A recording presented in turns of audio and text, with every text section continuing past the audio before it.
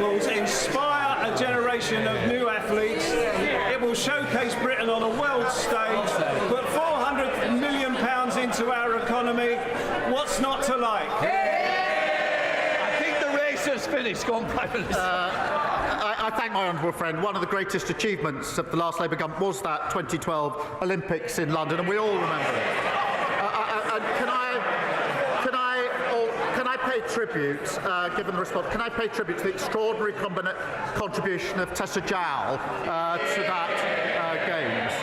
Agree there have been huge economic benefits of hosting major sporting events, as well as an important legacy. We come to the Leader of the Opposition, Kemibero. Mr. Speaker, 3 weeks ago, the winter fuel policy was set in stone. 2 weeks ago, the Prime Minister U-turned. Today, the Chancellor is rushing her plans because she just realised when winter is.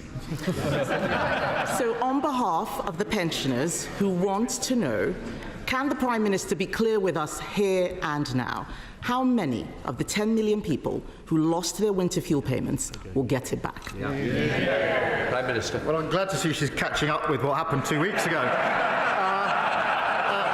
Mr. Speaker,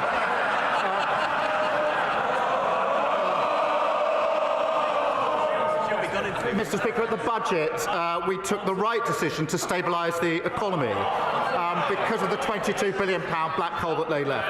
And the signs, we took the right decisions. The growth figures are up, the interest rates have been cut, and we got 3 trade deals. So we will look again, as I said 2 weeks ago, at the eligibility for winter fuel, and of course we'll set out how we pay for it. But because we've stabilised the economy, Mr. Speaker, we on this side are committed to the triple lock, and that increased pensions by over £400 this April. On their side, they say the triple lock is unsustainable, and I think her position is she wants to means test it. Mr. Speaker, the Prime Minister clearly has selective amnesia. I asked him 3 questions about the winter fuel payment 2 weeks ago, and he was floundering. The fact is, he hasn't answered the question I asked him. He hasn't answered the question I asked him. He can't tell us who will get the payments. All we see is U-turn after U-turn. His head must be spinning. Will he apologise now for taking the payments away in the first place, including to his own backbenchers? And can he tell us how he's going to pay for this? Well, Mr. Speaker, we took the right decisions at the budget because we needed to stabilise the economy. She needs to apologise for the fact that they left the economy in a terrible state. With our mini-budget which blew up the economy, and we were left with a £22 billion black hole. When she gets up, perhaps she should apologise for that. Mr. Speaker, the OBR has said there was no such black hole. He's just given away £30 billion for the Chagos Island. That's his black hole. He hasn't stabilised the economy. Borrowing prices are higher now than any time in the last Parliament. He has not stabilised the economy. He has no clear answers on what he's doing. It's just chaos, chaos, chaos. He keeps making announcements with no detail. So let's move to another area of confusion. Can we get a simple answer? Will the government keep the 2-child benefit cap? Prime Minister. Mr. Speaker, I'm absolutely determined that we will drive down child poverty. That's one of the proudest things of the last Labour government. That's why we've got a task force. That's why we've got a strategy, and we'll set out that strategy in due course. But we drive child poverty down. Under them, poverty always goes up. I didn't ask him about a task force. I asked him if he will keep the 2-child benefit cap, and he doesn't know. It's just chaos and uncertainty. He has no details. He is briefing something and causing a lot of confusion to the people out there. But on that 2-child benefit cap, Mr. Speaker, I'll tell him this. I believe in family, but I also believe in fairness. Yes. On this side of the House, we believe that people on benefits should have to make the same choices on having children as everyone else. Yes. What does the Prime Minister believe? Yes. Prime Minister. I believe profoundly in driving down poverty and child poverty. That's why we'll put a strategy in place. But she talks about head spinning. There's only one leader, Mr. Speaker, who's been praised this week by the Russian embassy. And if she carries on echoing Kremlin talking points like this, Reform are going to be sending her an application form for membership. Mr. Speaker, I asked the Prime Minister what he believes in. He had to look in his folder to find the answer. His MPs behind him know what they believe in. He doesn't know.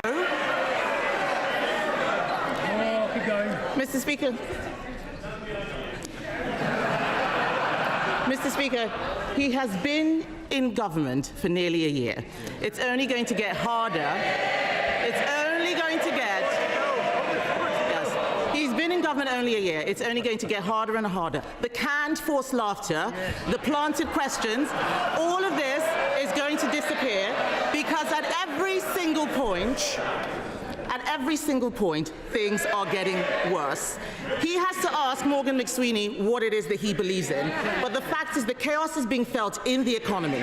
The Chancellor said she would not be coming back with new tax rises, but she will have to pay for all of these U-turns which she's announcing out there, isn't she? Prime Minister. Mr. Speaker, I'm going to look in my folder because here I've got the quote that she had on Sky News. I will read it, thank you. It's what the Leader of the Opposition says. It's worth listening to. What she said was this: Sky News, Mr. Speaker, Israel is fighting a proxy war on behalf of the United Kingdom, just like Ukraine is on behalf of Western Europe against Russia.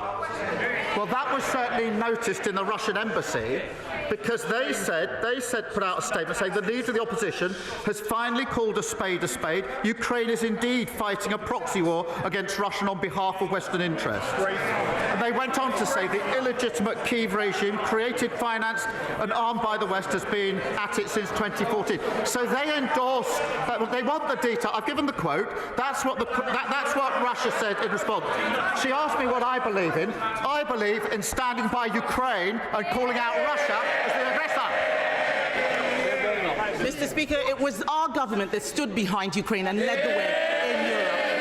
Everything he has said this afternoon is total nonsense. Obfuscation, avoiding the question. He doesn't have any answers. It's disgraceful. I asked him, Mr. Speaker, about the two-child benefit cap. He's talking about the Kremlin. He's saying everything he can to distract from the mess he is making of our economy.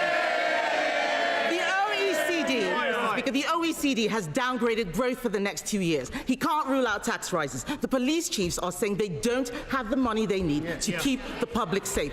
Just as he's releasing more criminals onto the streets. His cabinet are squabbling with each other. They've said that they've lost control of the borders, but he still managed, Mr. Speaker, to find £30 billion to give away the Chagos Islands. This is total and utter chaos.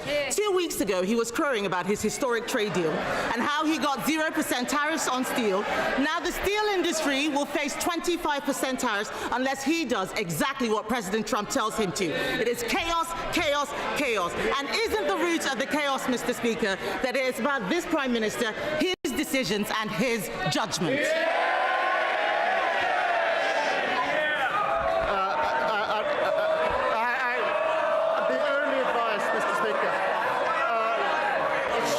She gets up on a Wednesday morning, scrolls through social media, never does anything. We're the only country in the world that isn't paying the 50% tax on steel. And we're working in the West, and that will be coming down. We are working on it to bring it down to zero. That is going to happen. Please. Let's listen to the answer, even if you don't believe you're getting one. It is how the Prime Minister wishes to.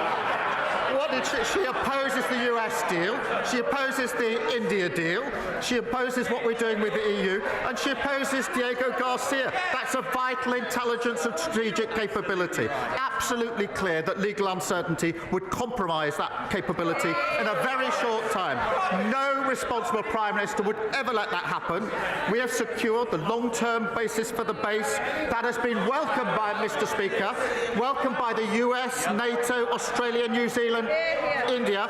They're our allies. It's been opposed by our adversaries, Russia, China and Iran. And into that column we have reform, presumably following Putin, and the Tories following reform.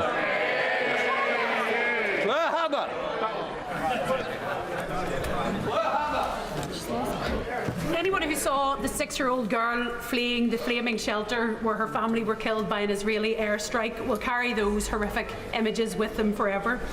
These are very dark days, and Gaza is a stain on the soul of humanity, and it is a further shame that there is more moral clarity coming from Ms. Rachel on YouTube than there is from many world leaders who are complicit in silence. The Prime Minister said this week that Britain must be ready for war, and I ask, after tens of thousands of deaths, after a generation of Gazans stunted by hunger and trauma, when will it be ready for peace? When will it help to stop this genocide? When will it hold the Israeli government to account, and when will it recognise the State of Palestine? Well, Mr. Speaker, I'm grateful to her for raising this, and she's absolutely right to describe this as dark days. And Israel's recent action is appalling and, in my view, counterproductive and intolerable. And we have strongly opposed the expansion of military operations and settler violence and the blocking of humanitarian aid. Mr. Speaker, you will have seen we've suspended the FTA talks and sanctioned extremists supporting violence in the West Bank. We will keep looking at further action along with our allies, including sanctions. But let me be absolutely clear. We need to get back to a ceasefire. We need the hostages who've been held for a very long time to be released. And we desperately need more aid at speed and at volume into Gaza, because it's an appalling and intolerable situation. Leader of the Liberal Democrats, Sir Ed Davey.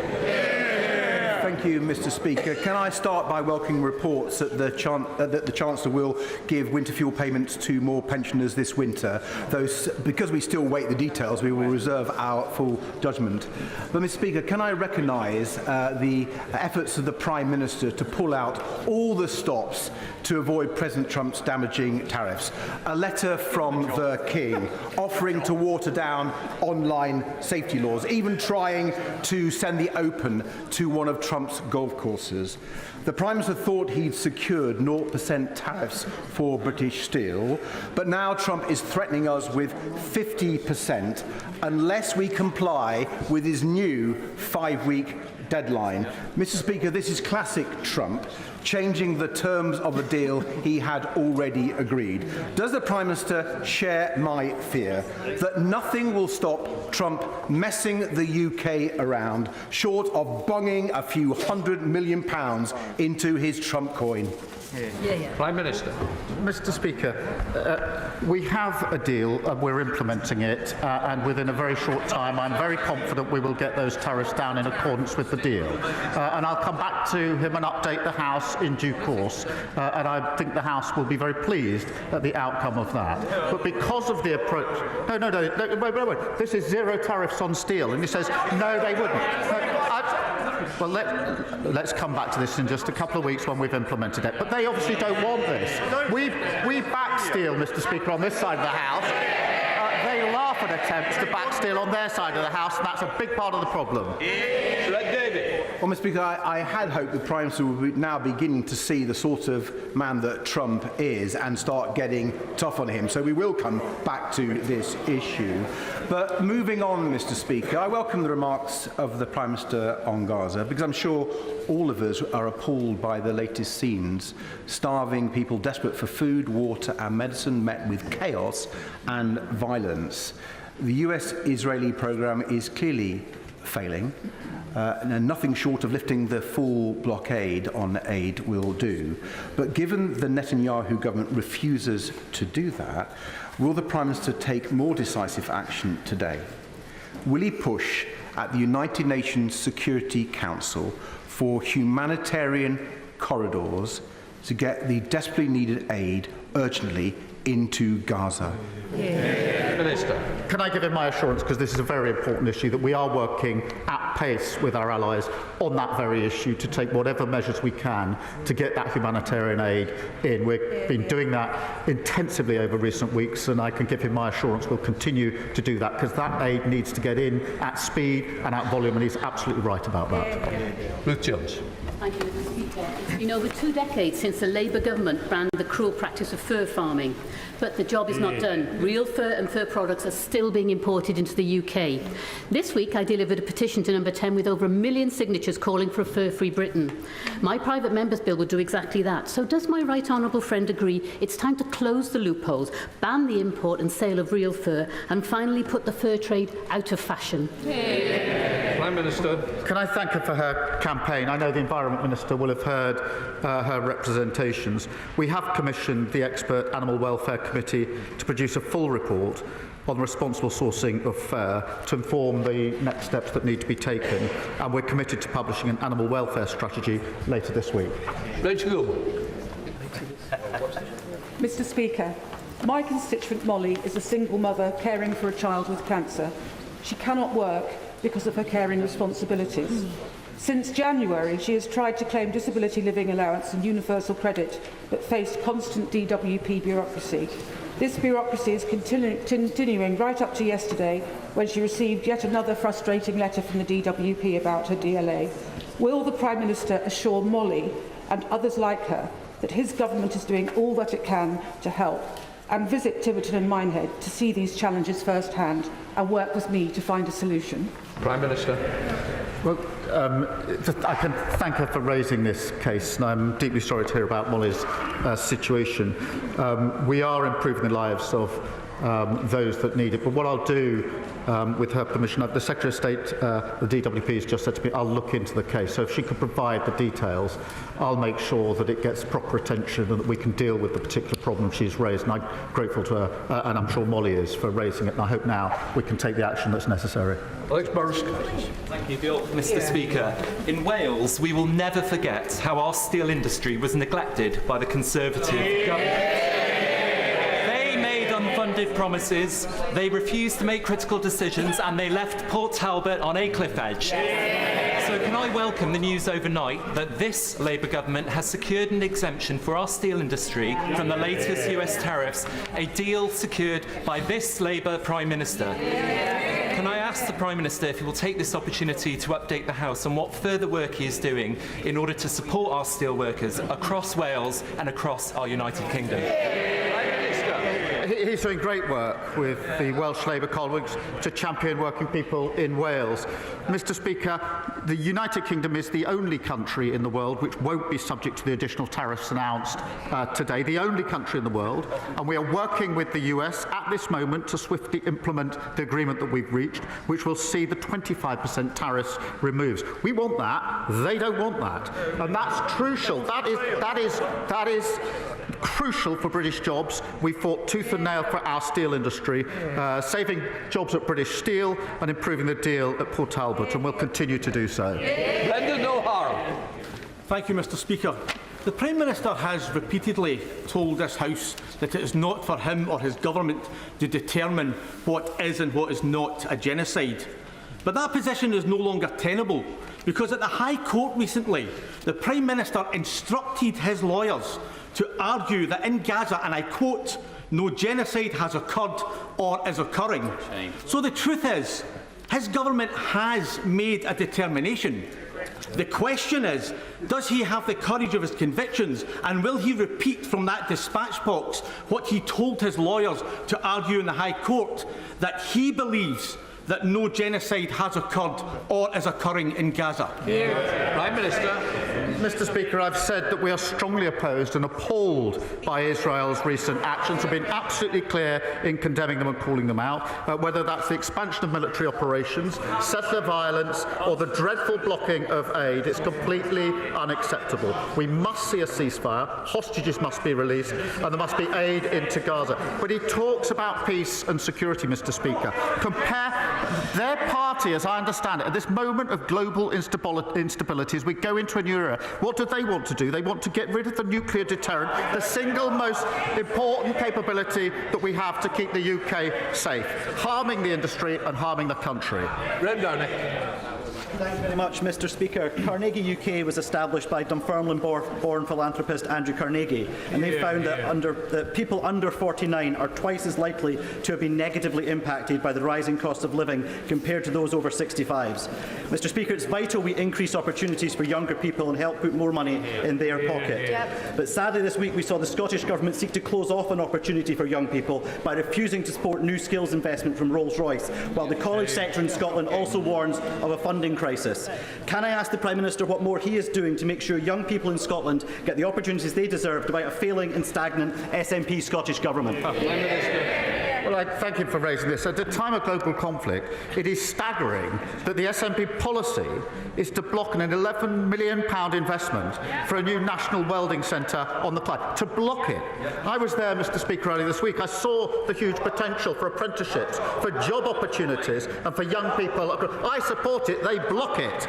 In England, Mr. Speaker, we're backing 120,000 more apprentices and £3 billion of funding as part of our plan for change. And despite the highest funding settlement in the history of devolution, they're cutting college budgets, they're blocking opportunities, they have no plan for Scotland's future. Sir Poaching. Given the Prime Minister's desire to strengthen strategic alignment with our European neighbours, will he, in the interests of public safety, follow the lead of France, Denmark, Belgium and others and ban the burqa? Prime Minister.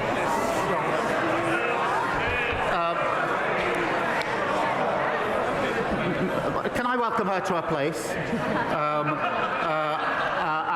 But I'm not going to follow her down that line. But now she is here and safely in her place, perhaps she could tell her new party leader that his latest plan to bet £80 billion of unfunded tax cuts, with no idea how he's going to pay for it, is Liz Truss all over again. Although, considering I think she was a Conservative member when Liz Truss was leader, she probably won't. Dr. Scott Arthur. Thank you, Mr. Speaker. During recess, I visited Scottish Action for Mental Health's Red Hall Walled Garden, which I'm proud to say is in Edinburgh South West.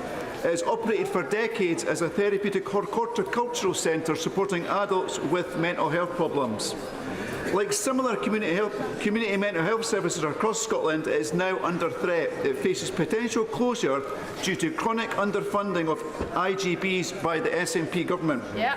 Does the Prime Minister agree that facilities like Red Hall Walled Garden should have been a priority for the SNP when deciding how to spend the record funding settlement Scottish Labour MPs won for Scotland? Prime Minister. What my honourable friend describes is how health services in Scotland are utterly broken under the SNP. From people waiting too long for mental health support in his constituency to the Wishaw neonatal unit in Hamilton, which the SNP are threatening to downgrade. In 2021, the SNP said they recruit 1,000 more community mental health workers. They utterly failed to do so. If the SNP had a plan to fix Scotland's NHS, they'd have done it by now. Scotland needs a change of direction. Thank you, Mr. Speaker. Sir John Cunliffe's interim report published yesterday laid out the fundamental changes that are needed for our water sector. This is felt no more acutely than in my constituency of Chichester. We have a harbour that's in an unfavourable declining condition and sewage is blighting our tourism industry. But with water bills from Southern Water rising by 47% for my constituents, can the Prime Minister tell them when they can expect to see the real change that this government promised and our waterways cleaned up for good? Well, can I share her anger and frustration at the broken water system that we inherited, with frankly appalling sewage, higher bills and executives paying themselves huge bonuses. And the era of being rewarded for failure is over. We've launched a record 81 criminal investigations into law-breaking water companies in England, introduced the Water Act with prison sentences for polluting bosses and banning unfair bonuses, and will respond to the Independent Water Commission in full following the publication of the final report. David Taylor. Thank you, Mr. Speaker. The proposed Hemel Health Campus, a partnership between the NHS and the Council, presents a perfect opportunity to deliver on Labour's commitment to neighbourhood-based care, bringing services closer to where people live, in facilities designed around their needs. It can also help to regenerate our town centre. Does the Prime Minister agree with me that it is essential that all stakeholders involved in the project are as ambitious as possible and work to deliver a community hospital that builds on the services currently available and reflects the evolving needs of our town? Prime Minister. Well, can I pay tribute to how he's bringing people together to deliver better care in the community that meets the needs of his constituents? The proposals for the health campus will be open to public consultation. I'd urge the whole community to input into that to ensure the strongest investment case is put forward. I'm pleased that waiting lists in his local trust have fallen by a fifth since March 24. because of the investment that we've put into the NHS, which of course was opposed by the parties opposite. I'm going to put together. Thank you, Mr. Speaker. Over the past few months, I've been meeting with care providers in my constituency of Stratford-on-Avon who deliver essential and expert care to some of my most vulnerable constituents. But like so many small businesses, they are under huge financial pressures, and the hike in national insurance is yet another burden many can't afford. I welcome the government part U-turn on winter fuel payment cuts following pressure from these Liberal Democrat benches. So when will the Prime Minister offer relief to care providers and other small businesses and U-turn on the punitive hike to national insurance? Prime Minister. Mr. Speaker, we announced £502 million to support local authorities to manage the changes in NICs. We put £3.7 billion in additional funding for social care, doubled the Disabilities Facilities Grant, and introducing the first ever fair pay agreement for professional carers, including minimum standards for pay. But I would just gently say to her, her party opposed the budget which provides the money for the funding. You can't keep asking for more spending and oppose a budget which raises the money. Natalie Fleet. Thank you, Mr. Speaker. The first constituent to reach out to me was a brave bowls-over mummy who had waited 4 years, 5 months from rape to prosecution, with 3 postponements and multiple suicide attempts. I will do everything I can to use this chamber to speak out for women that are being so badly let down. How will the Prime Minister support me to make sure that when these survivors, these formidable women across the country come forward, they will get justice and there will be space in our prisons for their perpetrators? Prime Minister.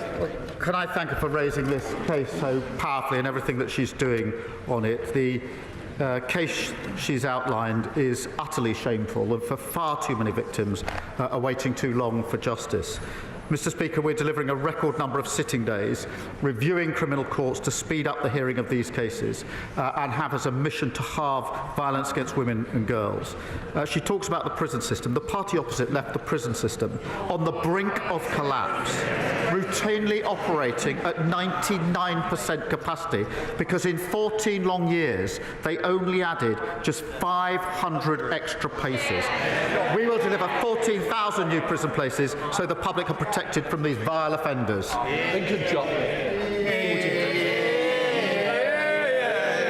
Thank you, Mr. Speaker.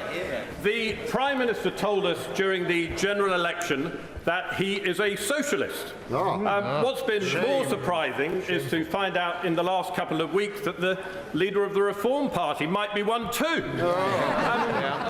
As the Chancellor puts the spending review and locks it down, will the Prime Minister please remind her of Mrs. Thatcher's all too pertinent observation that the trouble is with socialism is that eventually you run out of other people's money to spend.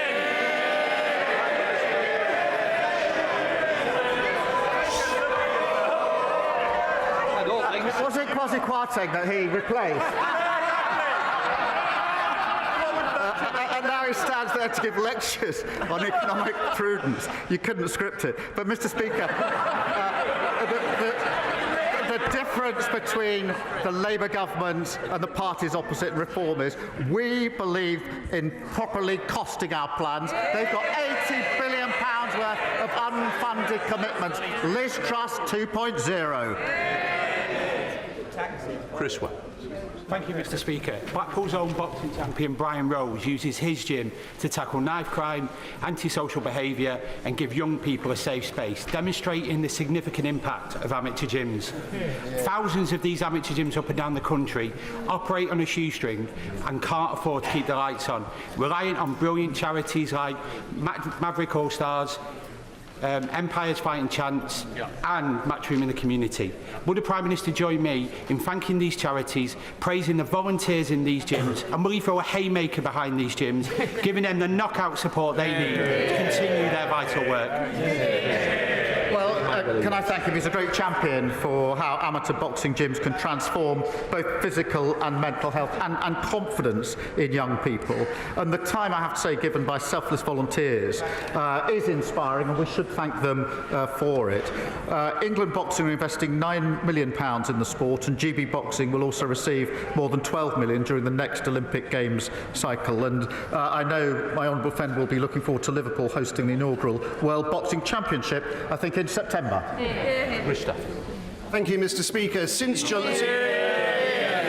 July, health services in my constituency have got worse. The Chase Hospital may close, in Borden the promised health hub has not arrived, and in Haslemere this week we've learnt that inpatient wards are being closed because of a lack of GP cover. The Prime Minister promised hundreds of more GPs. Could he possibly send one or two of them to Farnham and Borden? Prime Minister. Mr. Speaker, I remind myself they left the NHS on its knees. The last Labour government brought the waiting list down to record lows. They drove them up to record highs. The last Labour government had the highest possible confidence in the NHS. They dragged it down to the lowest ever levels. Because of the money that we're putting in, we've done 3 million extra appointments in the first year of a Labour government. That's the difference Labour makes in power. David Pinto-Chichinsky. Mr. Speaker, the Environment Agency predicts that 8 million homes, that's 1 in 4 in England, could be at risk of flooding by 2050. But despite this, the party opposite presided over a tripling of the proportion of our flood defences deemed not adequate. By contrast, this Labour government is investing over £2.6 billion in new flood defences, including in the Greenway in my Hendon constituency. Does the Prime Minister agree with me that it's a shame that not all parties share this government's determination to keep homes safe from flooding? Prime Minister. I thank him for highlighting this, because the party opposite left our flood defences in the worst state on record. It's prisons, it's NHS, it's the economy, it's flooding. Every single thing they touched, they broke.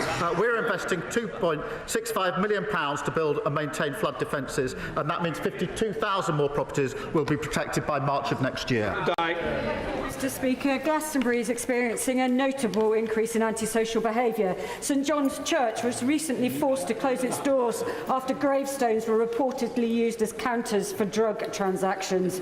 Constituents Peter and Melanie told me that people have been targeted when collecting their pensions with demands for money, leaving them feeling scared and overwhelmed. The lawlessness is deterring tourists, and business owners have told me trade is suffering.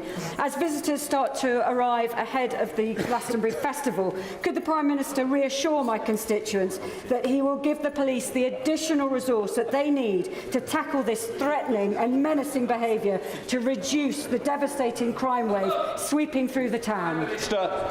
Well, she's absolutely right to raise this, and antisocial behaviour massively impacts on individuals and their communities, and that's why we're introducing 13,000 new neighbourhood police and giving them better powers, respect orders, so they can actually deal with what they see on the streets effectively. It's very important that we take this seriously. David Burton-Sampson. Thank you, Mr. Speaker. This time last year, Southend United Football Club almost went bankrupt thanks to the mismanagement by the former owner.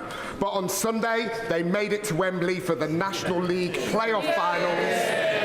And despite being beaten by Oldham Athletic in the 11th hour, it was like the phoenix rising from the flames to see them on the pitch. So will the Prime Minister join me in congratulating Southend United on their outstanding recovery, and give me an assurance that the government's doing all they can to make sure that no club ever has to go through what our club went through?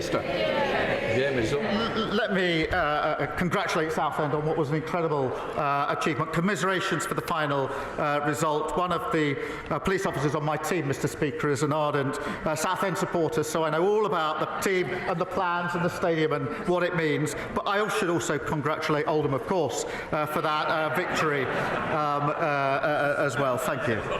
Right, final question, Sir David Davis. Thank you, Mr. Speaker. In 1999, the Prime Minister produced a book on miscarriage of justice, recommending ways of preventing them or quickly putting them right. But in 2014, people who had been wrongly imprisoned and then exonerated were only allowed compensation if they could prove their innocence beyond reasonable doubt. this ignored the decision of the court exonerating them and actually meant that 93% of people who had been wrongfully imprisoned, often had their lives destroyed, got no compensation whatsoever. This is an institutional miscarriage of justice. Will he instruct the Department of Justice to review this matter and pay personal attention to actually getting this travesty of justice resolved? Prime Minister. Well, he raises a really important issue that I'm obviously aware of. It is right that victims of miscarriage can apply for compensation and appropriately do so, and I'll take away what he says and have it looked at. Right, with that completes Prime Minister's questions. Let the front bench change over. And that was Keir Starmer taking questions from MPs for 38 minutes. What did you all think of it? Let us know. You can still carry on sending in your emails, but first of all, we're going to go and get our analysis from our political editor, Christopher Hope. He's been watching from right inside there. He's got a brilliant balcony view from inside the House of Commons, and now he's going to tell us what his main takeaways are. Chris. Hi, Gloria. Hi, Tom. That's right. Well, I think an interesting PMQs. Not a lot of light there from the Prime Minister ahead of next week's spending review. No new word on the two-child benefit cap. Will that be lifted to 3 or 4 children or even above that? And also crucial, I think, for many listeners and viewers of GB News, these 10 million pensioners who lost that benefit, the winter fuel payment, how many more will that be brought back into scope? And that was the big question asked by Kemi Badenoch. No answer came there from the Prime Minister. I thought the quite good repartee there, good debating between Kemi Badenoch and Keir Starmer. She said, I asked about the child benefit cap. He talks about the Kremlin. That was quite interesting.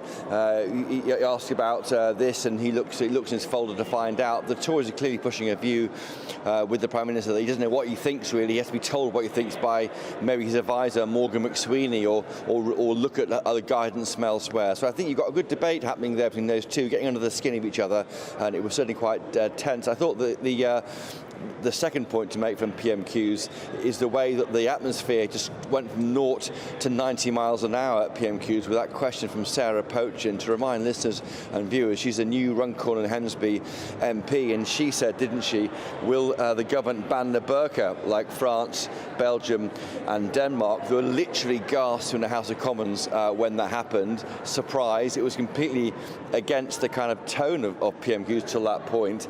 The PM wasn't having any of it. He said, I won't go down that route with her, and then he took an aim at the speech by Nigel Farage last week when he unveiled what the Labour say is £80 billion worth of spending commitments. But I think we're seeing more and more of Reform UK trying to make their mark at PMQs, trying to disrupt, I think, the almost cosy consensus about issues and ask their own questions. And we saw a great case there from Sarah Pochen. Just finally, on Gaza, you may have seen MPs, those who are watching, wearing badges on their lapels. It said, stop arming Israel. Outside Parliament, there's a massive demonstration about the continuing concern of what's happening in Gaza.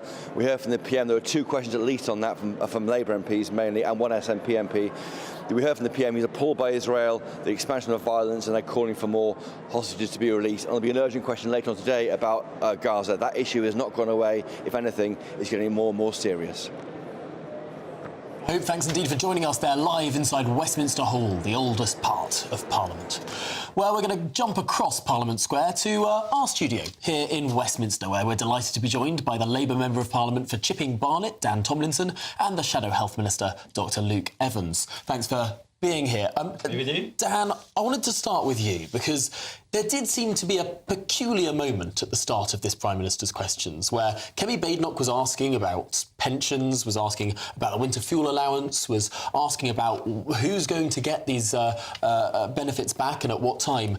And Keir Starmer went off on a very peculiar rant about Ukraine and the Kremlin. Mike has written in, Mike from Salford, says, what's the point of this pantomime if no one answers a straight question? Well, I think Keir was right to make the point about some of the words that Kemi had been saying when she was doing the media round a few days ago. Clearly, not what's going on. There isn't some proxy war going on in Ukraine. We're fighting. We are making sure that we can do all we can to support the efforts of Ukraine, and they are fighting to protect their territory. On answering questions, look, I do think Keir was answering the questions that were put to him today in the chamber. He wasn't asked about Ukraine. Well, he was asked about winter fuel, and he said, as he said 2 weeks ago, that we are going to be making a change to that policy, and he explained why. He was asked about the two-child limit, and at the moment we've got ministers working on our plan for reducing child poverty. It's a really important part of the things that we want to do as a Labour government, is to make our country fairer, to help kids who are in need and families who are struggling, and later this year we'll be publishing that review. But on that point, do you not think that viewers at home will have thought it a little strange that when he was asked on the two-child limit, when he was asked on winter fuel allowance, he went off on this peculiar sort of rambling rant about what Kemi Badenoch had said last weekend about the Ukrainian war? It felt very, very peculiar. You know how it works with PMQs. So Kemi's trying to get her point across. She's asking something that she knows the Prime Minister can't answer. You know that all of the training that the leaders of the opposition get is that you shouldn't ask a question where you know what answer you're going to get. You know, they're always trying to catch the Prime Minister out. And so she asks questions where she knows that on some random Wednesday in early June, the Prime Minister's not going to pre-announce what the plan is for child poverty that we're going to release later in the year. He's not going to announce the exact details of the change to winter fuel allowance when that has to be done in the round, because we know when Prime Ministers or people like Liz Truss, who've come up with ideas here and there, and I'm going to bring put them out on the table, that causes economic uncertainty. What do you think we're not here to do that. Payment? Should it be a total reverse? We know that there's going to be some change coming. Should everybody, it wasn't means tested, and before Rachel's scrapped it, should it be means tested? Is it just a question of more people getting it, but not a full reversal? I think it's right for there to be a means test. When I've been out in my constituency, Chipping Barnet in North London, talking to people, people think that a means test is reasonable. The question is, where should the threshold be set? And I hope we hear more details about that soon. Well, I was going to say the biggest problem why he doesn't answer the question is because it wasn't written in his folder, basically. He has to look to read up what his answers are going to be, and if it's not there, he answers everything by the question that's put to him. Every time I post something on social media, that's always the first point when a Labour minister's answering, saying, well, what is the answer to the question here? So, on winter fuel payments, do the Conservatives think it should be a total reversal? Should millionaires be able to get the winter fuel payment? We campaign vociferously that this should be not cut in the first place. Indeed. Number one. Yes. So now you're going to ask me what the next policy is. Well, the next policy is we don't know because it's changed. Already we've seen the year test. Should it be universal still? Well, this is the debate that we need to have, or we'd make a judgment call straight after what the policy is. We don't even know yet what it looks like. We've heard the U-turn. Yeah. We've had the Liberal Democrats and the Reform Party both say that they would restore it in full. Yep. We now suspect that the Labour Party is going to say they're going to raise the threshold so more pensioners get the winter fuel payment but not millionaires. And why is it that those three parties can have a relatively clear policy on this and the Conservative Party seemingly has no policy at all? Well, no, our policy was not to scrap it in the first place. That is hard and fast policy, which is what we've fought. But you're not yet saying you would reverse it in its entirety. Yeah, because also we've got 4 years till hopefully we're likely to be back in power. So if we make judgment calls and throw these lines away, like we heard in PMQs from the Reform, from the Lib Dems, from everyone else, actually we're going to be the same as them. And Kemi's under new leadership. You know, it's trying to do something different and be honest with people about it. I think that's really important. Let me bring in Gray, who has written in. Labour keep going after Reform UK during PMQs like they're the real opposition, and frankly, that says it all. It's a fair point, isn't it? Reform are now the real opposition to this government. They're what keeps the Labour government awake at night, and this seems a cruel thing to say, but they don't need to worry about you guys right now, right? Well, I would disagree with that. Number one, we've got 121 MPs and they've got 5. Number two is actually, if you look what happened, politics is a funny place. Think about Canada. The opposition party there was in the lead by 20 points with 2 months to go before an election. What happened? They lost, and their leader lost their seat. We've never seen it so volatile in politics at the moment. And so, do you think that's going to happen at all in 2029? Well, if we flash back to when Keir was in power, this time 4 years ago, he'd just lost the Hartlepool by-election. He'd been smashed in the council elections and was talking about, you know, a leadership challenge from there. He suddenly comes in 4 years on with a landslide like there's never been before. So things can change, and they will radically change from that point of view. Our point, to be conservative on this, is to be pragmatic with our policies that we bring forward, that the public actually believe in. Well, I suppose in order for the public to believe in some policies, you might have to have some policies in the first place. It does seem strange that the Conservative Party is trying to sell itself to the public at this moment in time with a blank slate. Well, I would disagree with that because we have had some policies around, for example, the likes of immigration and banning mobile phone in schools. These are trivialities. Yes, The length of time it takes for someone to become a citizen and banning phones in schools don't seem to be the two largest issues that the country on the faces. immigration side, very much the small boat stuff is very much hot topic to be talked about. We are going to continue this. Yeah, No, because we're going to go to a quick break, but stay with us because we're going to continue this pretty fiery discussion. Stay with us. Hello there, good morning. Welcome to your GB News weather update from the Met Office. It's going to be a day of sunshine and showers ahead. These heavy and blustery at times, particularly across the north. And for all, it's going to be a cooler and fresher day. And the reason for the unsettled weather, well, it's all thanks to an area of low pressure just situated to the north of the country at times, dragging in some frontal systems, so some showers, some rain. And it's going to be turning quite windy at times, particularly across northwest Scotland, a risk of coastal gales here. And plenty of showers feeding through across Scotland, Northern Ireland and northern parts of England. These quite heavy and blustery at times across the northwest of Scotland. But elsewhere across England and Wales, yes, there's still a risk of a shower, particularly in the west. But for many across the southern half of the UK, a largely dry and bright afternoon. Now to finish off the day into the evening, still once again plenty of showers skirting their way eastwards across Scotland. Still a chance they could be quite heavy, still rather blustery across the far northwest. We'll start to see winds ease away through the course of the evening.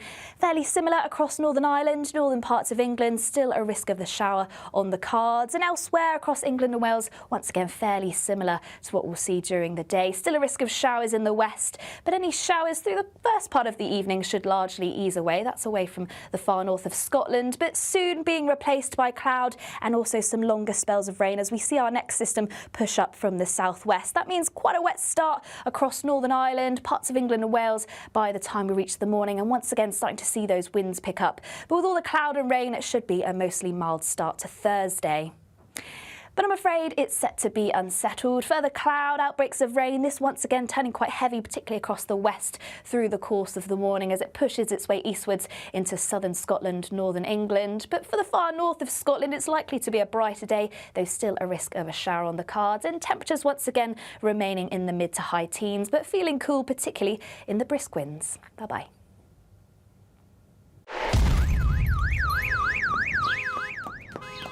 Crash Law 24 sponsors GB News Traffic and Travel Report. Good afternoon, this is the latest AI travel news from gbnews.com. Strong winds have impacted driving conditions on the A9 Dornoch Bridge, urging caution. Maintenance work has closed entry and exit slip roads at junction 40 tieback on the westbound M4, with well-marked diversions. In Kent, congestion causes 10-minute delays on the M25 anti-clockwise at junction 2. In Cornwall, an incident has closed all lanes on the A30 eastbound, leading to 20-minute delays. And on the trains, replacement bus services are operating between Houghton and Ellesmere Port due to Merseyrail disruptions. For more travel news, go to gbnews.com. Crash Law 24 sponsors GB News Traffic and Travel Report.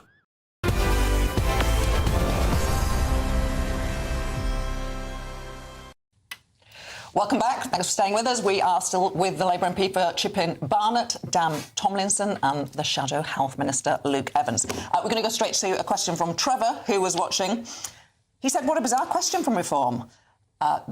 He thinks that they should have asked about channel crossings. However, I am interested in what you thought of Sarah Pochin's question, the new Reform MP, who said we should follow other European countries who have banned the burqa. Dan Tomlinson from Labour. Right, so I went up to Runcorn, actually, to try and help Labour secure a win there. I wish I'd knocked on a few more doors, 6 more people voting our way, and we'd have secured that seat. No one raised that issue with me when I spent my day up there on the doorsteps. I don't think... I was personally surprised to see her raise that as an issue too.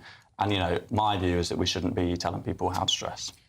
Do you not think that there are millions of people in the country who look to countries like France, Belgium, Austria, Denmark that have all taken the decision to ban face coverings?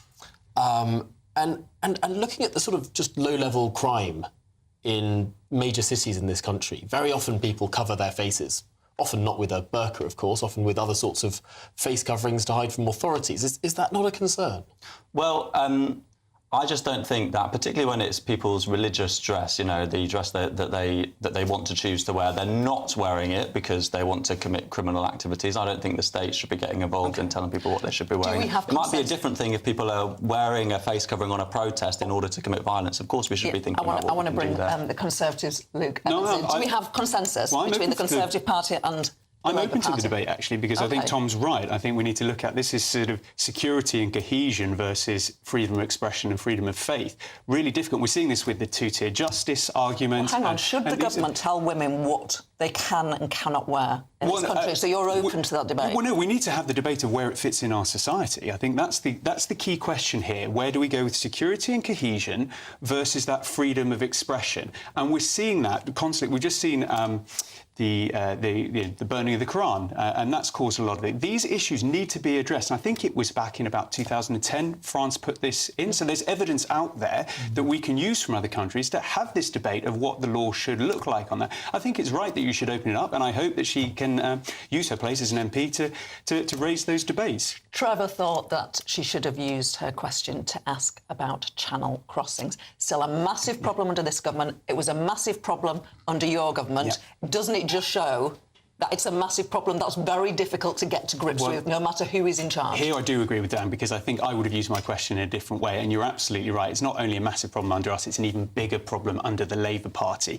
And we've seen with some of the analysis that's come out that the Rwanda plan was having an impact even before it was fully implemented. These are the kind of things we want to see that make a difference, and I want to hold Labour to account on that. We only have a couple of seconds left, but Dan, things are getting worse with the boats. Well, we are passing our border security bill. It's going to mean that we can take action on these criminal smuggling gangs with proper counter-terror powers. We've got agreements with the French to go after the boats in the water, agreements with the Germans to intercept the boats. We didn't spend, unlike the Tories, £700 million on a scheme where only 4 people voluntarily went to Rwanda. You could use Rwanda, you could turn around and quite happily. He's good at U-turns. You could turn around and say, this issue was incredibly serious, though, and we are going to keep working on it, and we are. Well, you're both going to come back to us and join us again. You've been great guests. Thank you for being with us. He's staying with the lovely Emily. I'll be back next Wednesday. See ya.